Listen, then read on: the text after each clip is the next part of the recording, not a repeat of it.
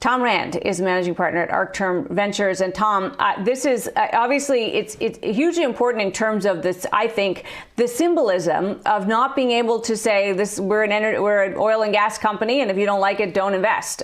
This tiny little activist hedge fund said, no, we do want to invest, and we don't like it. And normally, you don't see this kind of success. What do you think about what happened here?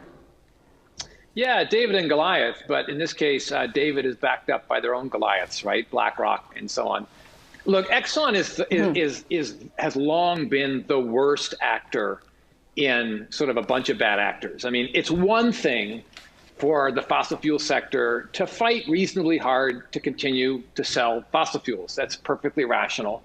But there's a limit to the behavior that we can accept, right? I mean, long ago, as 2007, the Union of Concerned Scientists called Exxon out for using tactics equivalent to big tobacco, where they actively funded misinformation campaigns to fool the public into thinking certain things about climate risk, when they knew perfectly well. The internal documents showed they've known about this risk forever. So they've been a notoriously bad actor, I think, crossing a moral line time and time again. And this is just them being a dinosaur and continuing in that way. And it's great to see these activist investors marshal some support from the Blackrocks of the world, who have now said it's not okay anymore, Exxon. And now I think they're actually doing it more from economic defense, right? That the world is changing, and people want to continue to make money, and that's what's driving these conversations. It's not the moral framework I just alluded to, but it's nice to see that moral framework and a bit of a comeuppance for this hard to fell Goliath of a dinosaur. It's not done yet. Now, one thing right? It's not done, and B, it's 2 board seats, which does not, of course, a strategic redirect make. It may make Exxon's life a little more complicated, but there's a long way to go. I guess, Tom, if we take a step back and just talk about the role that activists can play. Sometimes our argument against the role an activist plays is that they have a short-term view of things. They think a company is undervalued and they can get value out of it by raising the share price, which can sometimes, by definition, have a kind of a shorter lens. This is the inverse of that, in a way. This is a very long-term view. Do we want, in either case, activists to be forcing management, inside experts, people who have the long-term, lens on the company, to be steering the ship? Or do you want the people inside Exxon to have a change of heart, maybe, but not to force it on them?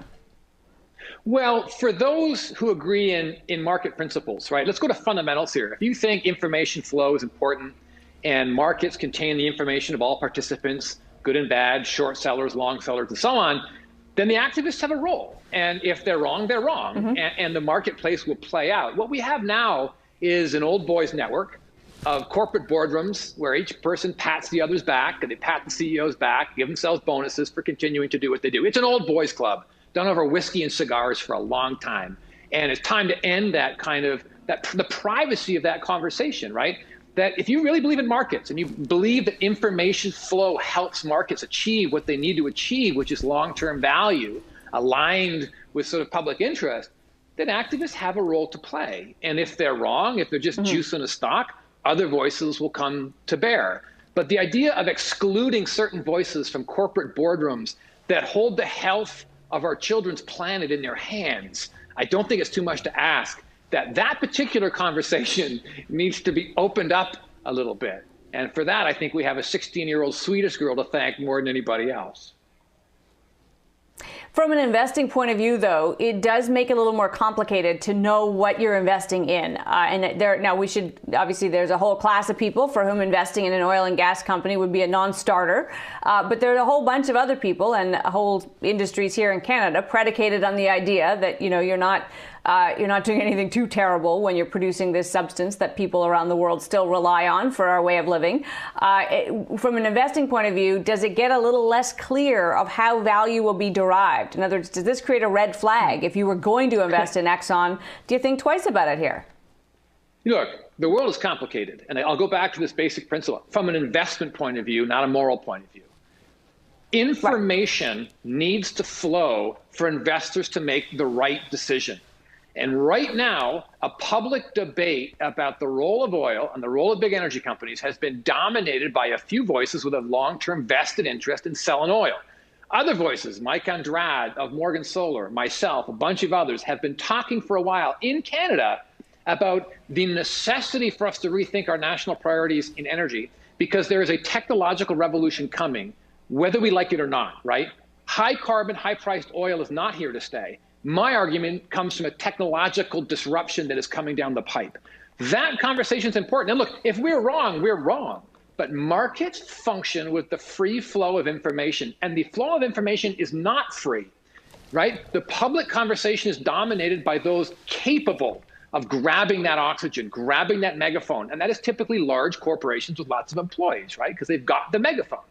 Information is important. Information flow is important. And anybody trying to stifle information flow in an open debate about things like energy futures and investment horizons and so on is on the wrong side of history. More information is always better, even if it happens to make your life a little complicated. So all arguments that would be hard to credibly argue against, except to your point, in this case, on one side you have, world's largest oil company, one of the oldest. On the other side, you have the biggest investor in the world. Engine One is really just a red herring for BlackRock. In this case, if BlackRock and some other big funds hadn't put their weight behind this slate, it would never have happened. In BlackRock, we've talked about this before, Tom, but to me it gets complicated when BlackRock is already not just making bets of its own, which it has every right to do as a major investor, but also influencing other companies in their behavior and how they will be, front-running the regulatory environment. We don't know yet what the rules of the game will be. And to me, the fact that, I say this as a citizen and a regular investor, the outcome may be determined by people who will have a vested interest. It gives me pause. I don't see BlackRock as a white hat here. I see them as one powerful player pitted against another powerful player. It's a good point. If you think, though, that investment decisions for the past 20 years haven't front-run the regulatory environment by co-opting public opinion and co-opting political activism on climate, you're wrong. So I would argue BlackRock is trying to right a wrong. And look, at the end of the day, if what BlackRock is doing is saying, I want some people with some climate expertise to be on the board of Exxon, that isn't front-running anything. That's just saying you are not having important voices for this debate in the debate. And we as investors know you need to have this important voice in your debate. So I take your point that big vested interests can skew the curve. They have already on climate. They've been doing it for 20 years. But this is not that, right? This is simply saying, I want to put some people on your board with some expertise in climate.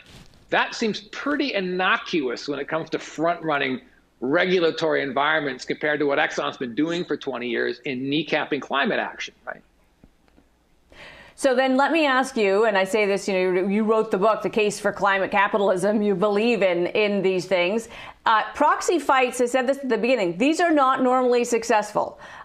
Even on mother's milk issues like executive pay, which you would think every big investor would have a vested interest in voting for, they just really aren't often successful. Companies are left to their own devices. Is this going to be a wake-up call even for some of the woke energy companies out there? Are we going to see changed behavior because they're fearful now that the proxy battles may go against them? Look, I don't think these proxy battles mean much. I think it's important that they have some climate representation on that board, but let's not pretend that throwing a couple of board members onto the board to discuss climate risk is going to do anything. Everybody knows what climate risk is. Every educated person on the planet has known about it for a long time. So these are very innocuous moves that are not really going to knock the giant off their energy pedestal. What will do that is policy. What will do that is other competing technologies and so on. So I view this as pretty benign, frankly. And on the notion of even mother's milk issues, there is an investor class and a corporate class that has long rewarded each other. There's an agreement, tacit agreement among boards and CEOs that they're okay with big compensation packages because they come from the same team, right? So I would argue again, inside the closed environment of boardrooms, there's long been things that why is executive pay so difficult to talk about? Well, it's because they're in a club and they support each other. So this is just emblematic of a much bigger struggle where the flow of information is important. And having more voices in the discussion is important. It's important economically to make the right decisions, and it's important from a governance perspective to make the right decisions. So having a couple of board members on Exxon's board is a great start. It's going to force some awkward conversations, but that's all it's going to do.